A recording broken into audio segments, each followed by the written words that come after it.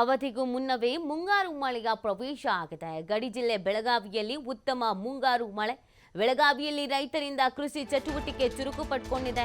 ಏಕದಳ ದ್ವಿದಳ ವಾಣಿಜ್ಯ ಬೆಳೆಗಳನ್ನು ಬೆಳೆಯುವುದಕ್ಕೆ ರೈತರಿಂದ ಸಿದ್ಧತೆ ಮಾಡಿಕೊಳ್ಳಲಾಗಿದೆ.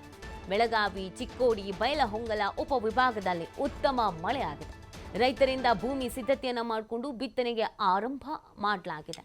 ಈಗಾಗಲೇ ಸರ್ಕಾರದಿಂದ ಕೃಷಿ ಇಲಾಖೆ ಮುಖಾಂತರವಾಗಿ ರೈತರಿಗೆ ಬೀಜ ವಿತರಣೆ, ಕೃಷಿ ಇಲಾಖೆ ವಿತರಿಸಿದ ಸೋಯಾಬೀನ್ ಬೀಜ ಮಾತ್ರ ಕಳಪೆ ಅನ್ನುವಂಥ ಆರೋಪ ಇದೆ. ಬೆಳಗಾವಿ ತಾಲೂಕಿನ ಸಾವಿರಾರು ಎಕರೆ ಪ್ರದೇಶದಲ್ಲಿ ಸೋಯಾಬೀನ್ ಬಿತ್ತನೆಯನ್ನು ಕೂಡ ಮಾಡಲಾಗಿದೆ. ಮುಂಗಾರು ಮಳೆ ಚಲೋ ಆದದ್ದು ರೈತರಿಗೆ ಸಂತಸದ ಸುದ್ದಿ ಸಿಕ್ಕೈತಿ. ಯಾಕಂದ್ರೆ ಇವತ್ತು ನಾವು ಬ್ಯಾಸ್ಗೆ ಈ ವರ್ಷ ನೋಡಿದ್ರೆ ಭಾಳ ಬ್ಯಾಸ್ಗೆ ಬೀಳ್ತೈತಿ, ಬಿತ್ತನೆಗಳು ಆಗೋದು ಕಠಿಣ ಅಂತ ರೈತರೆಲ್ಲ ತಿಳ್ಕೊಂಡಿದ್ರು. ಆದರೆ ಇವತ್ತು ಮುಂಗಾರು ಮಳೆ ಆದದ್ದಕ್ಕೆ ಸಂತಸ ಆಗೈತಿ, ಸಂತೋಷ ಆಗೈತಿ. ಇವತ್ತು ಬಿತ್ತನೆಗಳು ನಾವು ಮಾಡಾಕತ್ತೀವಿ ಒಳ್ಳೆಯ ರೀತಿಯಿಂದ.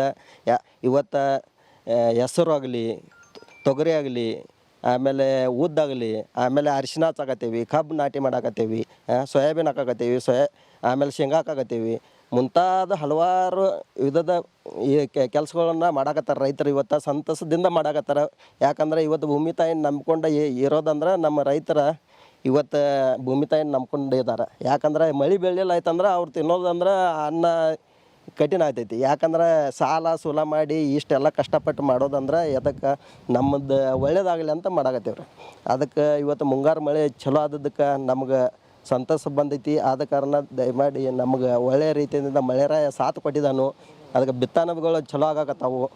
ಇವತ್ತು ರೈತರ ಸಂತೋಷದಿಂದ ಇದ್ದಾರೆ ಇವತ್ತಿನ